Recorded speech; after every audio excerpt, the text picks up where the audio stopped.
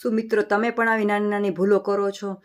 તો health tips આજની, કોઈ દિવસ જમીને આપણે ચાલવું ન જોઈએ. જમીને ચાલવાથી પેટમાં ગડબડ થશે અને પેટમાં આટી ચડશે.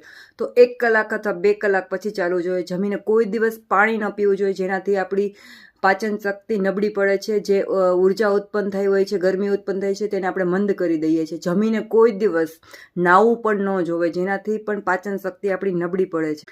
ખાસ વધતો જાતો વજન આજના જમાનાની અંદર કે ટાઈમે જમે છે, હંમેશા જમવાનું એક જ ટાઈમે રાખો તમે અને વહેલું જમવાનું.